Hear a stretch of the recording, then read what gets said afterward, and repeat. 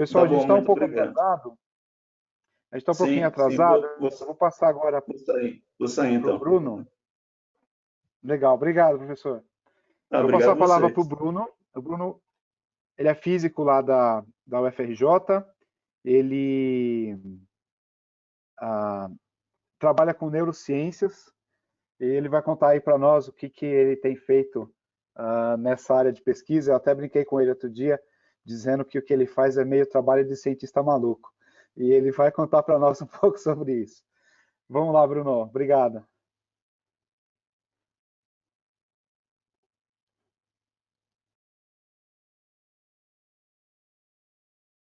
Não estou te ouvindo, Bruno.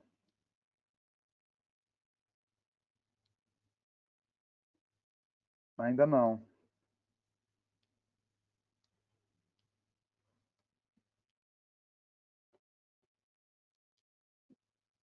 Não. Agora sim. Alô, Show. alô, Agora alô. foi. Agora sim, estamos ouvindo. Agora tá me ouvindo? Sim. Posso falar então? Tá, beleza. E a minha tela, você está vendo? Sim, a sua tela tá bem. Se você quiser tirar o vídeo, fica à vontade. Agora precisa ver minha tela toda, né?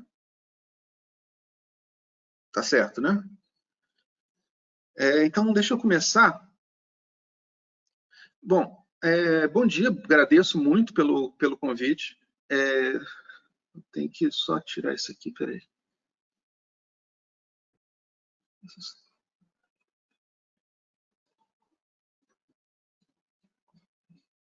Como é que eu tiro isso aqui? Desculpa, eu nunca usei esse programa antes. Você quer tirar o quê? O vídeo? Vocês estão vendo a minha tela toda ou estão vendo a tela com a minha cara na frente? Vemos as duas coisas, o seu vídeo e a sua tela. Você tem um botãozinho que tem uma câmera debaixo do microfone, aí se você Pronto. clicar, ele vai tirar o seu vídeo. Beleza. Então Mas eu tá. ainda estou vendo o seu vídeo. Ainda estou vendo o seu vídeo. Debaixo da câmera lá tem aí, agora sim, estou vendo só a sua tela. Agora, tá, beleza. Então, meu nome é Bruno Mota, eu sou professor na Física da FRJ. E eu tenho uma carreira acadêmica um tanto peculiar, porque eu fiz um doutorado em cosmologia e depois eu fui fazer um doutorado em neurociência, achando que ia ser uma coisa rápida para voltar para a minha área original, e me descobri uma carreira toda nova aplicando física e neurociência. Então, eu vou apresentar aqui um projeto longo que eu estou trabalhando ao longo de vários anos, tentando entender como é que o cérebro se dobra a partir dos primeiros princípios. Como é que a gente pode ter leis, quase como as leis físicas, que descrevem esse dobramento e são obedecidas precisamente todo tipo de cérebro, todo tipo de córtex que a gente conhece. Então, a ideia é que, para quem está acostumado a trabalhar com física, existe uma interação muito intensa entre física teórica e física experimental. A experiência produz resultados, a física teórica produz teorias, modelos que explicam esses resultados, que sugerem novos experimentos, e esse loop de feedback é muito intenso. Um exemplo antigo e clássico é a relação entre Tycho Brahe, que observou o céu com precisão até então inusitada, e o Johann Kepler, que explicou o movimento dos planetas em termos de órbitas elípticas e as leis de Kepler, que foram percursoras da gravitação universal do Newton. Na biologia, essa interação é muito menos intensa, em grande parte porque a biologia é um tópico inerentemente mais difícil do que a física, onde você não consegue aplicar um paradigma reducionista, onde é que você estraga o elemento essencial do seu problema e trabalha só nele em experimentos que são uma simplificação da natureza. Simplesmente, na biologia, toda complicação é, em algum nível, relevante. Mas um exemplo em que você tem a teoria fundamental da biologia é a teoria da evolução de Darwin através da seleção natural, que explica em termos qualitativos, mas cientificamente precisos, como a forma biológica é obtida a partir de uma combinação de mutações aleatórias e seleção natural sobre o fenótipo, propagando, então, genótipos que são mais adaptados às circunstâncias de cada animal. Entre essas duas áreas, você tem interações. A física experimental sempre produziu técnicas que foram aplicadas quase imediatamente na biologia experimental. O raio-x é um exemplo disso, a ressonância magnética é outro. O inverso é bastante menos comum, mas biofilmes são um exemplo disso. A física teórica tem algumas contribuições relevantes para a biologia teórica, como a explicação de como sinais se propagam em neurônios é um exemplo disso. O inverso é um pouco menos comum, mas ainda assim existe. Os modelos de Turing que explicam como as mãos se formam no pelo de leopardos, por exemplo, são modelos teóricos, matematicamente teóricos, inspirados por biologia. E, atualmente, redes neurais são, essencialmente, redes que são inspiradas pela organização desses neurônios. Nesse talk e nesse trabalho, eu vou falar essencialmente sobre a forma do cérebro, não sobre sua função, não muito sobre seu desenvolvimento ou sua evolução. E vou falar, em particular, do que chamamos de alometrias, as regras de escala que mostram como diferentes cérebros, diferentes tamanhos, mudam os seus parâmetros de forma regular, que pode ser expresso em termos de lei de potência. Nesse contexto, eu vou falar principalmente sobre a aplicação de métodos de física teórica em biologia teórica, que é o meu foco principal, e utilizar técnicas advindas da física experimental para verificar e estender esses modelos. O grande risco, quando um biofísico fala de biologia, é que você começa a fazer modelos de vacas esféricas que são muito bonitos matematicamente, mas que têm pouca aplicabilidade empírica na biologia. E é por isso que a gente precisa estar sempre trabalhando de forma bem interdisciplinar com seus colegas biólogos, em vez de achar que, como físicos, nós somos capazes de explicar tudo a partir dos meus princípios. Bom, nesse contexto, eu sou o líder de um grupo de pesquisa no laboratório chamado Laboratório de Biologia Teórica e Matemática Experimental, Metabio, lá no FRJ, que é um laboratório com um grupo bastante talentoso de alunos e pós-docs, que são mal pagos, eles mal acomodados, mas são bem alimentados, porque eu cozinho para eles. Então, vou falar um pouco sobre o que é biologia teórica. Muita gente poderia questionar até se tal coisa pode existir. Aqui eu tenho o cérebro de várias espécies, o córtex de várias espécies de mamíferos, você vê a diversidade de formas, tamanhos e, obviamente, funções e ambientes em que eles existem. E você pode se perguntar, eu consigo generalizar isso em algum tipo de regra universal? Então, a pergunta é, cada cérebro de cada espécie tem uma regra particular ou geral? Você tem algo que é comum de cérebros humanos, de chimpanzés, de leões e de ratos, ou são cada um com uma regra completamente diferente? Em particular, nós humanos somos especiais de alguma forma?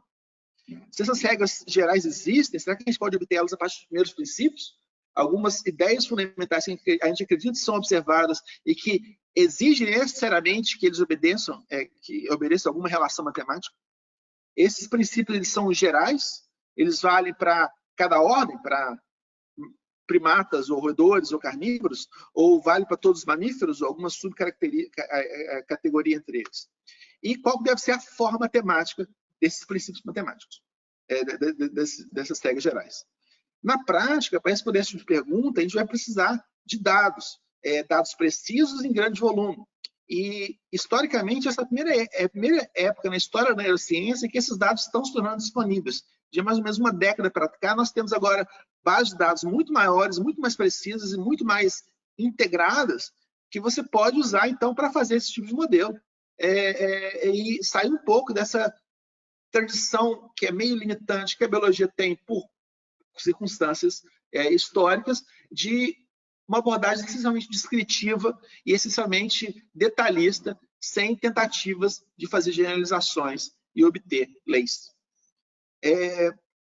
Para fazer então biologia teórica, a gente tem que fazer modelos. E o nosso trabalho é fazer modelos inspirados em física, mas para sistemas biológicos. Da mesma maneira que a gente faz um modelo para, por exemplo, elétrons interagindo em uma molécula, a gente pode tentar fazer modelos para cérebro se dobrando ao longo do desenvolvimento entre diferentes espécies. A ciência subjacente muda, mas a ideia fundamental continua sendo a mesma. A gente procura explicar regularidades a partir dos primeiros princípios, mas ao fazer isso com qualquer modelo, a gente precisa simplificar a realidade. Nosso modelo não vai capturar a realidade como todo, e a gente nem deve tentar fazer isso. É preciso descartar, e na biologia tudo é importante, nada é irrelevante. É preciso então descartar o que é importante, mas preservar o que é essencial. E o que isso implica é que todos os modelos estão errados. O modelo não é a realidade. É aquela velha analogia do mapa borgiano. O modelo que fosse realidade seria extremamente inútil, seria tão complexo e ininteligível com a realidade em si. Mas alguns modelos são úteis. Eu espero que os que eu vou apresentar aqui sejam, de fato, úteis. Quanto mais simples o modelo, mais ampla é a aplicação, menos previsões você faz, mas uma maior classe de objetos são previstos pelo modelo. E a escolha, então, das variáveis que vai usar para descrever nossos modelos biológicos e tentar relacionar matematicamente é essencial. Quais as variáveis a gente vai escolher? Justamente vão determinar que tipo de modelo vai ser capaz de fazer. Bom, a biologia, ela não é puramente empírica. Ela tem uma teoria fundamental, que é a evolução através da seleção natural. Você tem vários tipos de fenótipos, né, a forma externa do organismo, que são determinados por genótipos, a sequência genética de cada animal, e esses fenótipos diferentes, eles são mais ou menos adaptados às circunstâncias que vive o organismo. Aqueles organismos que têm fenótipos mais bem adaptados tendem a deixar mais descendentes, esses descendentes vão ter um conjunto de genótipos diferentes. E esses genótipos mudam com o tempo através de mutações aleatórias, aquelas que são que geram fenótipos mais adaptados, tendem a ser selecionadas. Então, no final, a gente vai selecionando genótipos mais adaptados às circunstâncias. Esse mecanismo é o mecanismo de seleção natural, através disso que a evolução acontece. Em termos matemáticos, é um mecanismo de otimização vinculado. Você está otimizando por alguma coisa, em termos de sobrevivência, mas vinculado pelas várias restrições que existem, físicas, biológicas, históricas, sobre o que uma forma biológica pode ou não fazer. Ela não tem uma direção, essa imagem que a gente tem de uma progressão do mais simples para o mais complexo, do menor para o maior, do macaco para o Homer, ela é falsa. Ela, na verdade, é uma árvore que vai se bifurcando o tempo todo e vai sendo podada o tempo todo. E ela adapta a coisa através de estruturas pré-existentes, tais como o pulmão de um anfíbio foi adaptado de uma bexiga nadatória, de um peixe. Propósitos radicalmente diferentes, mas ambos são bexigas preenchidas por ar, então podem ser reutilizadas com outro propósito. Isso implica que existe um ancestral comum das formas biológicas. Se você olhar, por exemplo, para os membros de vários mamíferos, você vê que existem os mesmos ossos, com as mesmas relações entre si, mas que fazem tipos de locomoção radicalmente diferentes, de manipular alguma coisa com a nossa mão para andar como o pé de um gato, para nadar com uma baleia ou voar com um morcego. Tudo isso vem de estruturas que essencialmente têm uma ancestralidade comum e ossos que vêm. São os mesmos ossos que se modificaram ao longo do tempo através da evolução. Essa é a teoria que a gente tem que ter sempre em mente ao fazer modelos inspirados pela física. Se seu modelo não leva em conta a evolução de alguma forma, você está fazendo alguma coisa que é biologicamente falho, mesmo que matematicamente ele faça sentido. Bom, então nessa palestra, rapidamente, eu quero falar sobre 3 coisas. Primeiro, o problema inicial, como é que o córtex se dobra. Eu vou explicar aqui o modelo que a gente construiu, que, na nossa opinião, é muito bem sucedido em explicar esse tipo de dobra. Depois eu vou falar sobre como, a partir desse modelo, a gente consegue obter uma relação matemática universal que se aplica em vários aspectos da morfologia cortical. E, finalmente, eu vou falar sobre uma coisa que a gente está trabalhando agora, que é chamado derretimento do córtex, onde a gente vai fazer matematicamente um córtex derreter para ver como é que o mesmo córtex cerebral assume formas diferentes em resoluções ou em escalas diferentes. E ver que essas várias escalas obedecem uma lei que é exatamente igual à lei universal que a gente obteve para explicar variações entre córtex diferentes, entre diferentes espécies, diferentes indivíduos. Então, para começar, talvez eu precise explicar o que diabos é o córtex cerebral. Isso é uma coisa que eu tenho que ter sempre em mente quando eu falo para palestras que podem ser só para físicos, só para biólogos, ou uma combinação dos dois, ou nesse caso aqui um grupo ainda mais diverso. Então, o córtex cerebral é a maior estrutura do nosso cérebro. Ele é um manto fino de substância cinzenta, onde estão os neurônios, que são as unidades que computam o nosso cérebro, e esses neurônios, eles mandam fios, essencialmente, projeções que são usadas para enviar sinais para outros neurônios, e muitas dessas projeções passam para essa região e volta por esse manto fino amassado cinzento, que é chamado de substância branca. Nessa substância branca, esses axônios, que são esses fios, eles ligam neurônios em regiões distantes do cérebro. Essa estrutura fundamental que a gente quer explicar. Então, a gente quer explicar como é que a substância cinzenta se dobra, se amassa de formas complicadas em várias espécies, inclusive a nossa, gerando conexões internas ao longo da substância branca. Para quem já mexeu com eletrônicos, é uma coisa muito análoga a uma placa de circuito, onde é que você tem os componentes em cima, onde é que as, digamos, operações são feitas, e embaixo você tem trilhas condutoras que ligam um componente a outro. Você pode imaginar que os neurônios são esses componentes, substância cinzenta, e as trilhas embaixo são os axônios, a substância branca. Bom, a primeira coisa que você observa para o córtex cerebral, pelo menos no caso dos humanos, é que ele é dobrado de formas extremamente complexas. Mas isso não é verdade para todas as espécies. Ele só às vezes se dobra. Se você olhar, por exemplo, para o peixe-boi e para a vaca, o peixe-boi tem um córtex que é muito pouco dobrado, a vaca tem um córtex que é tão dobrado quanto o nosso, e são córtex mais ou menos desse tamanho para animais que têm inteligências comparáveis. Então, se essa dobra, o termo técnico para ser girificação, se a girificação acontecer, é uma adaptação, se ela é algo que a evolução selecionou como sendo melhor do que a sua ausência, é uma adaptação que surgiu várias vezes na história evolutiva dos mamíferos, e eu devo dizer isso antes, o córtex cerebral é uma estrutura exclusiva de mamíferos, ocorreu várias vezes nos mamíferos e desapareceu várias vezes nos mamíferos. Córtex maiores são em geral mais girificados, mas como a gente vê aqui no caso do peixe-boi e da vaca, isso nem sempre é verdade. Bom, então, as explicações iniciais mais simples, girificação, uma adaptação que melhora alguma coisa, a girificação é uma coisa que acontece quando o cérebro cresce, não parecem ser completamente verdadeiras. Por que diabos o cérebro se dobra? Como que ele se dobra? Isso é uma área de pesquisa intensa atualmente, tem vários modelos diferentes, alguns deles são compatíveis entre si, outros são, de alguma forma, complementares, explicando aspectos diferentes do mesmo fenômeno. Mas o que nós propusemos é que o córtex se amassa, e ele se amassa igual uma bolinha de papel. Eu quero mostrar aqui, vocês estão vendo minha tela agora? Daniel, Sim. Vocês veem minha tela? Sim. Tá. Então, uma bolinha de papel. Pense em uma folha A4, isso aqui, tá? Você pode amassar essa folha A4. O que você obtém disso é uma folha amassada. Mas vamos pensar o que sugere para a gente em termos do como é que a gente vai medir essa folha amassada ou desamassada. A gente tem dois parâmetros para especificar o tamanho dessa folha. A área da folha, que eu chamo a área total, e a espessura da folha, que é da ordem de 1/10 de milímetro. Se eu agora tenho uma bolinha amassada, eu tenho um terceiro parâmetro que vai definir essa folha, que agora é um parâmetro extrínseco. Ele não depende de características intrínsecas da folha, como a espessura, a área total, mas sim de como é que ela se organiza no espaço. A gente pode escolher como essa variável a área exposta ou o volume dessa folha.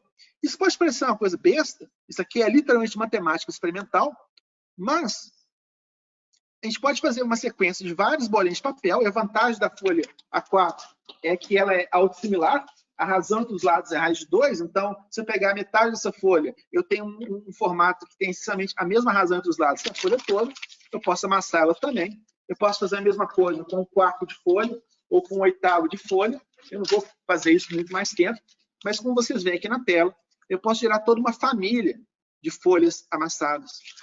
Eu posso fazer mais do que isso, eu posso agora avaliar a espessura da folha. Se eu coloco várias folhas juntas, eu estou gerando uma folha que está na mesma área da folha inicial A4, mas uma espessura maior. E quando eu amasso, eu vejo que eu tenho um objeto que tem uma dimensão extrínseca bem diferente daquela folha A4 com a mesma área, mas com espessura diferente. Eu posso procurar, então, por regularidades nesses formatos, como eu vou posteriormente procurar por regularidades nos córtex. Então, quando eu faço isso, agora eu posso ilustrar isso na minha tela, fica mais fácil. Eu posso gerar toda uma família de folhas amassadas, com espessuras de uma folha, 2 até 6, e com áreas de A4, A5, A6 até AN, cada uma delas com uma área suficientemente menor do que a bolinha anterior. E agora eu posso expressar em termos de variáveis, minhas variáveis intrínsecas são a espessura e a área total, e agora eu posso também expressar em termos de variáveis extrínsecas. Se eu imaginar que essa bolinha aqui é literalmente uma bola, uma esfera, eu posso colar a área dessa esfera, a área extrínseca dessa bolinha, agora eu tenho uma terceira dimensão. E cada bolinha dessa agora é caracterizada de forma unívoca, pelo menos tem uma dessas variáveis globais, nesse espaço paramétrico tridimensional. Isso pode parecer um exemplo bobo, mas esse exemplo sugere para a gente quais variáveis que a gente vai querer usar para descrever o próprio córtex, que também é um manto fino amassado de formas complexas. Então, a gente pode definir no córtex, como a gente definiu na bolinha de papel, uma área total, uma área exposta e uma espessura. Pequena complicação aí que a espessura não é homogênea no córtex todo, mas a gente pode definir uma espessura média. E essas 3 variáveis agora vão reduzir cada córtex que a gente tiver na nossa base instrumental a um ponto no espaço paramétrico tridimensional. E nesse ponto, acho que vale a pena até enfatizar, dado onde eu estou, que para fazer esse tipo de trabalho teórico, esse trabalho onde é que você está usando bases de dados que não são muito grandes, mas podem ser bem diversas, algumas podem ser mais esparsas do que a outras, e você quer criar modelos teóricos, usar o matemática como uma espécie de sandbox teórico, é talvez a melhor arquitetura que você pode ter. Eu construí um parser, onde eu posso imputar vários tipos de bases de dados para diferentes tipos de córtex, com diferentes tipos de variáveis, juntar tudo numa representação interna comum e usar um parser para expressar qualquer expressão matemática envolvendo essas variáveis graficamente e segmentar elas por qualquer tipo de discriminador que eu queira, seja espécie, ordem, tamanho ou idade, ou o que é que seja. E foi fazendo esse tipo de coisa que eu cheguei nessa teoria que eu vou apresentar aqui. Então, nós fizemos, primeiro, criar um modelo mecânico da gelificação cortical. Eu não vou entrar em detalhes sobre esse modelo mecânico, mas a ideia essencial é que quando você tem um sistema, por exemplo, uma bolinha colocada dentro de um balde, que você deixa sofrer atrito, ela vai simplesmente chegar no fundo do balde, que corresponde a uma configuração de energia mínima. Tipicamente, alguns sistemas físicos podem trocar de energia com o ambiente e tem poucos graus de liberdade, eles tendem a atingir uma configuração de energia mínima. Mas quando o sistema tem muitos graus de liberdade, ele precisa ser descrito por vários parâmetros, você tem que levar em conta um segundo fator, que é o seguinte: nem sempre a configuração macroscópica de energia mínima corresponde a um número grande de configurações microscópicas. Às vezes você tem muito poucas configurações de energia exatamente mínima, mas um número bastante maior de configurações que a energia não é tão pequena assim, mas ainda é baixa. Então, nesses sistemas, você precisa aprender a minimizar não uma energia, mas o que a gente chama de uma energia livre, uma combinação aditiva de uma energia e de uma entropia. A entropia é uma medida dos números de configurações microscópicas a que corresponde a uma certa configuração macroscópica. A taxa de câmbio entre elas, o quanto de energia eu estou disposto a sacrificar para aumentar a entropia do meu sistema, é o que a gente chama de temperatura, nesse caso, já que não é uma temperatura real, uma temperatura efetiva. Um exemplo disso é quando eu coloco um DNA preso em um extremo e depois o outro ligado a uma bolinha que é manipulada por uma pinça óptica, e que você observe que existe uma força conservativa gerada para essa pinça óptica, porque ela gera um posto de potencial efetivo, que puxa a bolinha em uma certa direção. E uma força chamada entrópica, que tende a fazer essa fita de DNA contrair, justamente porque existem mais configurações uma fita contraída do que uma fita estendida. Então, no final das contas, você tem uma configuração de equilíbrio onde a força entrópica é equilibrada pela força conservativa do potencial. E essa configuração de equilíbrio é aquela que minimiza a energia livre, que combina essas duas coisas. A temperatura vai definir onde esse ponto de equilíbrio vai ser. No nosso modelo, a gente imagina que cada axônio, cada uma daquelas fibras que ligam neurônios distantes, ela pode ser esticada ou contraída, ela faz de forma plástica, quer dizer, se eu aplico uma força de tração no axônio, ele vai se elongar de forma permanente, mas se eu deixo de exercer essa força, ele vai se contrair de forma permanente. Matematicamente, como se cada axônio fosse preso a uma... Isso é só uma analogia, tá? Não é que a gente tem pezinhos rodando no nosso cérebro. É ligado a um peso, e para estender o axônio, você precisa fazer trabalho para elevar esse peso para uma certa quantidade. Esse termo, aplicado a todos os axônios da substância branca, é um termo de energia. A gente tem um termo extra de energia, que é a pressão do mixério espinhal, nós vamos falar disso depois quando eu falar de baleias. E um outro termo, que é o termo da alta evitação, pelo fato de que o córtex cerebral, por ser aquele manto dobrado, ele tem uma existência física que não permite que ele se auto-intercepte, quer dizer, quando pedaços diferentes desse manto se encostam, eles não podem se interpenetrar. Então, agora eu tenho uma entropia, eu vou ter uma força entrópica correspondente, e a combinação das duas vai me definir uma configuração de equilíbrio. Usando aproximações que não vêm ao caso aqui, a gente pode dizer que o nosso córtex, então, ele vai assumir uma fórmula que leva em conta tanto a minimização da energia quanto a maximização da entropia. E o que a gente tem aqui é, depois das aproximações, uma relação matemática em termos de lei de potência entre as 3 variáveis que eu escrevi antes. A área exposta, que é a área extrínseca, a espessura e a área total, que obedece essa relação aqui bonitinha para uma expoente de 5/4 e o coeficiente adimensional. Isso é obtido matematicamente, não vou falar como exatamente, porque eu acho que não é o caso aqui.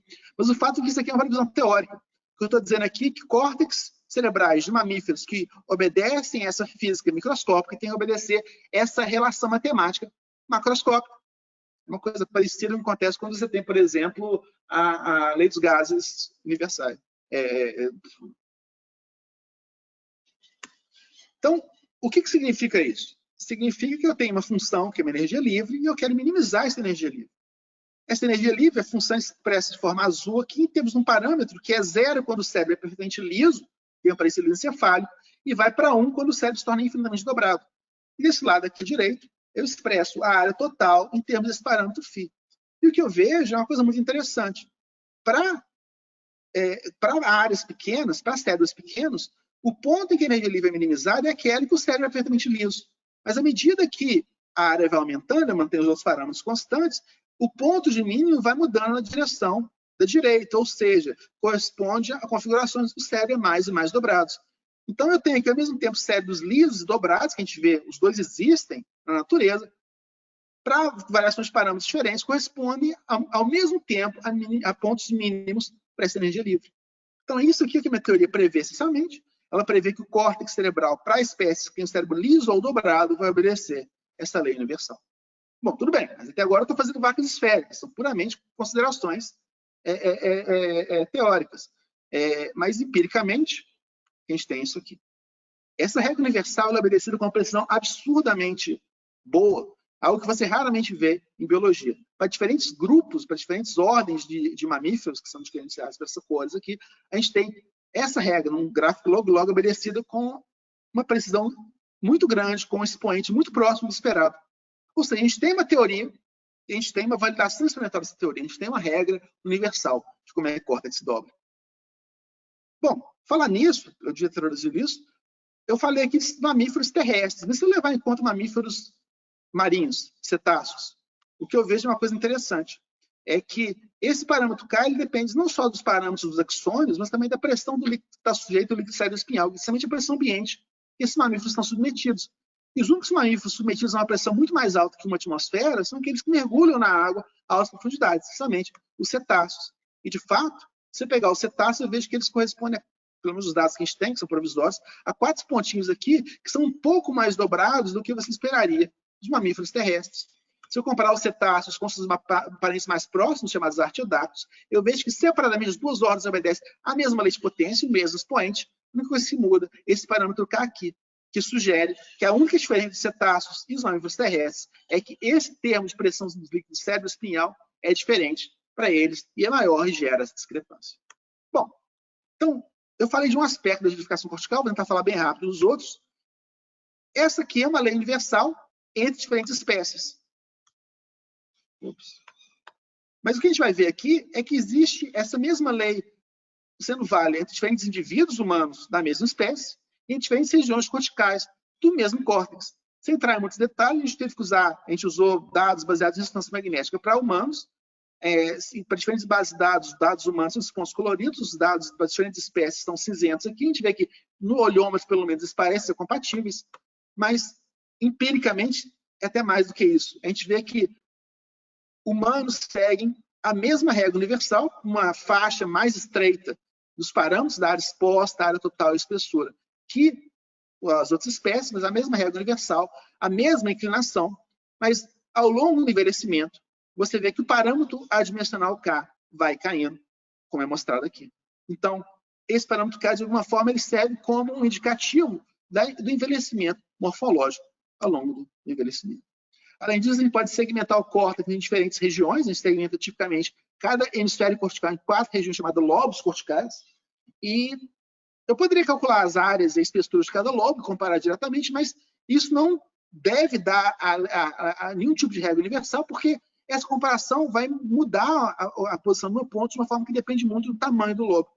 Mas usando um teorema da geometria diferencial chamado teorema de Gauss-Bonnet, que simplesmente diz que a curvatura gaussiana integrada numa superfície fechada é um invariante topológico, a gente pode recalcular as áreas efetivas de um córtex virtual que tem as mesmas características microscópicas de cada subelemento do córtex nesse nosso gráfico. Quando a gente vê isso, a gente vê que os pontos todos convergem, cada corte diferente agora é um lobo cortical diferente, para a régua universal, com uma inclinação que é exatamente 1.2554, que é quase a mesma coisa do 1.25 que a minha teoria prevê.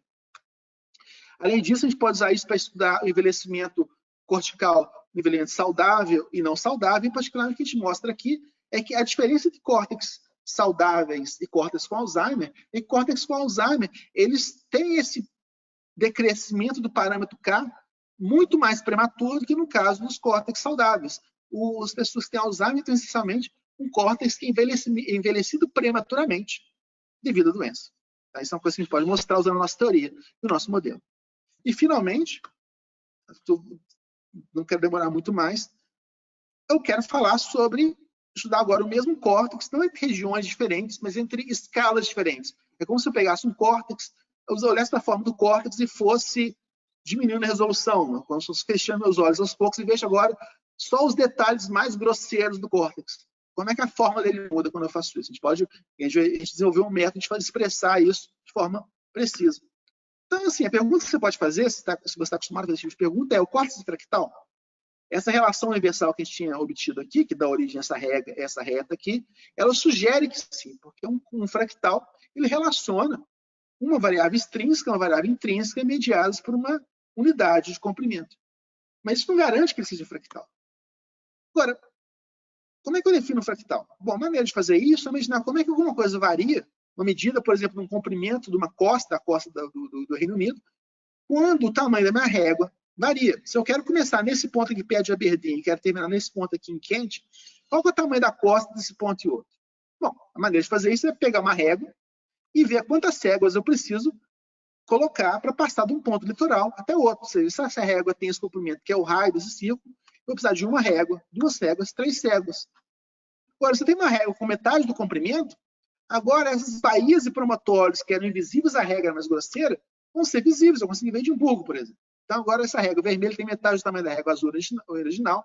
Eu não vou precisar do dobro de réguas. Vou precisar de mais do que isso. Vou precisar de uma, duas, três, quatro, cinco, seis.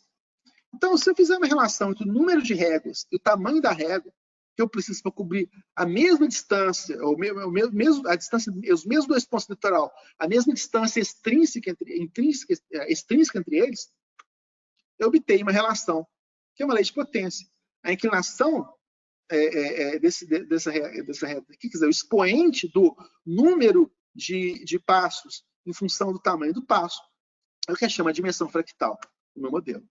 Um fractal um pouco mais simples, no caso da curva de Costa, eu posso fazer isso de forma um pouco mais explícita, e o que eu vejo é que o número de segmentos que eu preciso é proporcional ao tamanho extrínseco, que é da distância desses dois pontos iniciais, dividido pelo tamanho da minha régua elevado a uma potência, e essa potência pode ser calculada como 1.262 para essa relação matemática. E a gente tem agora essa relação entre o comprimento intrínseco, o tamanho de uma régua, o tamanho de uma escala fundamental, o comprimento extrínseco e essa mesma escala fundamental de forma adimensional.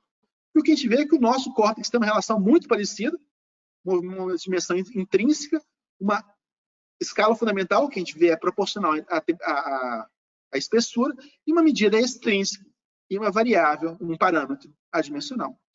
E, de fato, quando você mede a dimensão cortical, a dimensão fractal do córtex, você tem um valor que é justamente idêntico ao que a gente prevê. Isso aqui não foi feito por nós, foi feito por um outro grupo independente da gente, e nós prevemos 2.5, eles obtiveram 2.49. Bom, então, isso aqui é muito interessante, mas o problema é que esse procedimento de medir o córtex em escalas diferentes destrói a integridade da superfície cortical.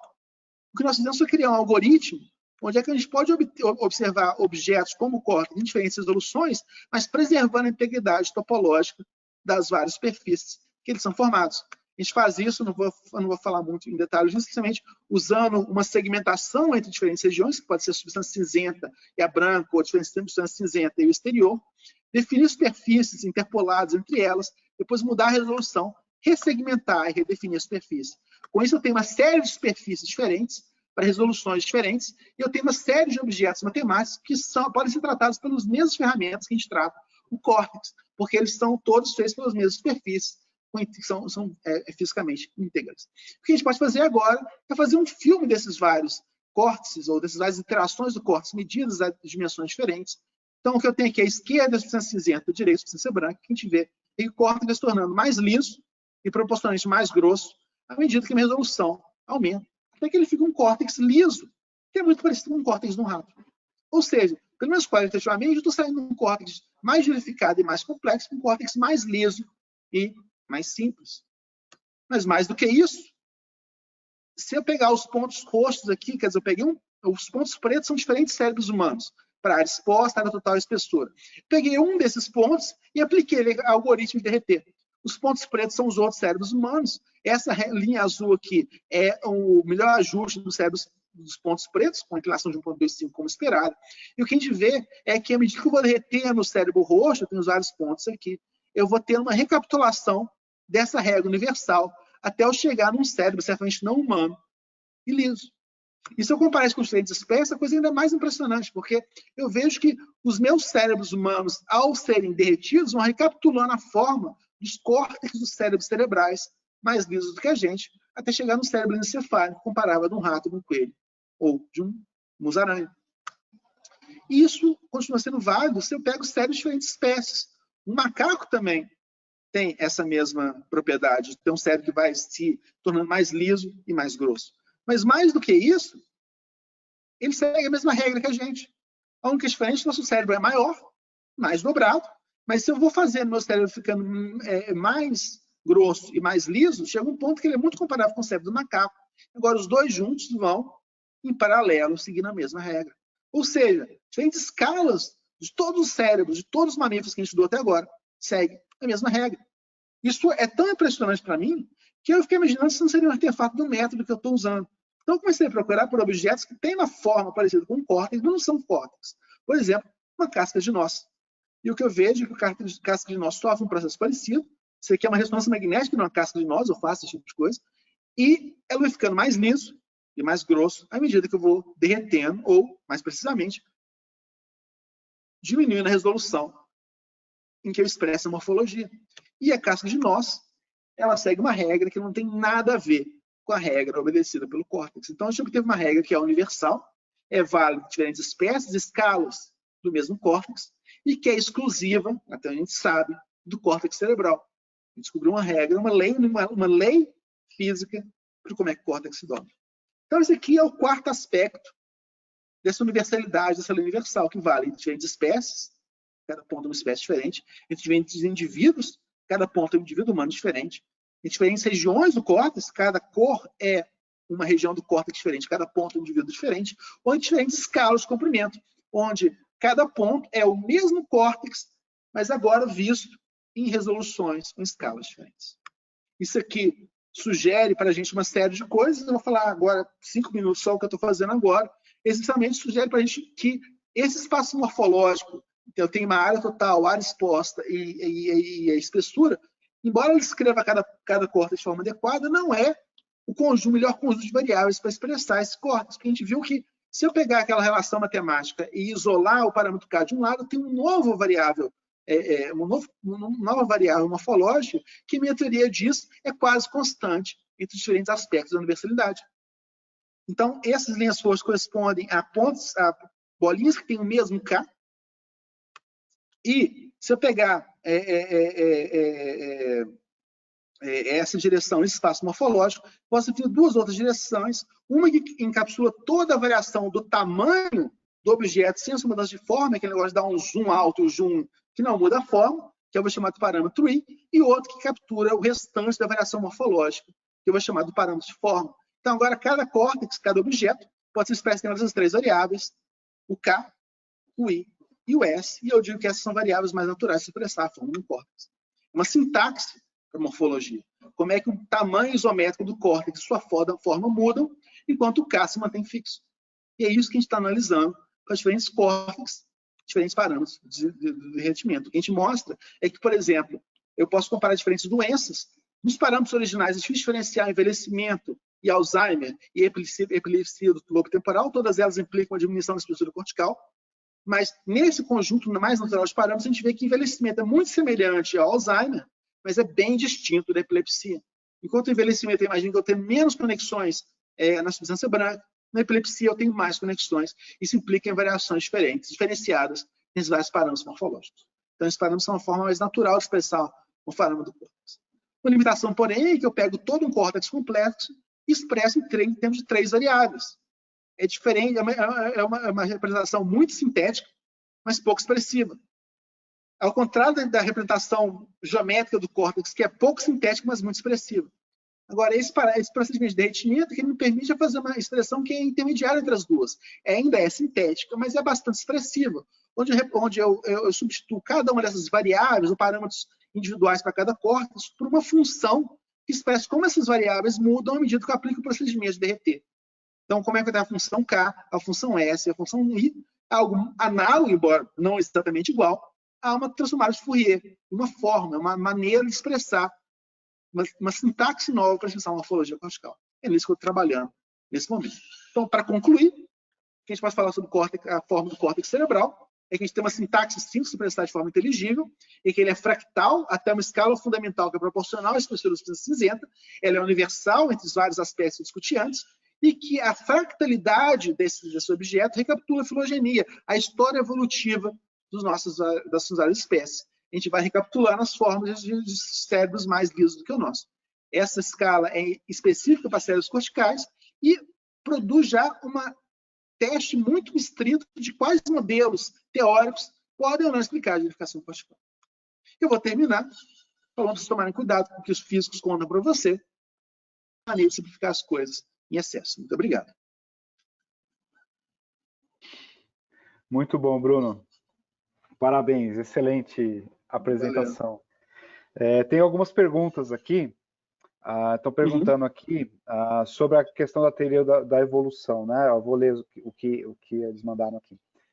Você falou que é importante incorporar a teoria da evolução em modelos biomatemáticos. Onde que se encaixa a teoria da evolução no seu modelo de dobramento do córtex? Excelente pergunta. Olha, a intuição, talvez inicial, de qualquer pessoa que é um treinamento físico, para tentar explicar uma forma, é falar, ela está minimizando alguma coisa, ela está otimizando alguma coisa. E uma hipótese tradicional e comum é falar que o córtex é dobrado para minimizar o comprimento de fio, wide length. Sabe? A distância entre os vários neurônios que estão conectados entre si. Eu estou minimizando o fio, eu diminuo o tempo de propagação, diminuo o consumo metabólico e diminuo o volume. Então, claramente, algo que, se a evolução é capaz de minimizar, ela vai minimizar. O que esse modelo está me dizendo é que eu tenho esses vários fios conectados a regiões distantes e que meu cérebro quer contrair esses fios. E é isso que essa força efetiva está fazendo. Ela, na ausência de alguma coisa que contrabalance, ela faz os fios serem mais compactos possíveis. E o que impede que eles sejam mais compactos do que isso é a autoevitação, é o que impede que o córtex colapse, ou pelo menos a substância branca colapse até um ponto. Então, o que eu estou dizendo aqui é que esse processo, para a gente foi selecionado pela evolução para a morfologia cortical, é um processo de otimização vinculada. Estou tentando otimizar, minimizar o meu comprimento dos fios, mas vinculado à natureza autoevitativa da superfície cortical. Então, eu não estou minimizando só o comprimento de fio, estou minimizando o comprimento de fios, mas com aquele vínculo implícito que eu estou colocando aí. Como se fosse a temperatura fosse um multiplicador de Lagrange. Eu estou minimizando alguma coisa com uma restrição que a física me impõe. Daí que é a motivação biológica desse modelo. Muito bom. Bruno, obrigado. Excelente trabalho. Vocês derretem muito o cérebro, então, lá no seu laboratório? Pô, direto, cara. As coisas que acontecem no laboratório nem perigoso. Derreter cérebro, por enquanto, só virtual. Não, mas eu estava falando com você ontem.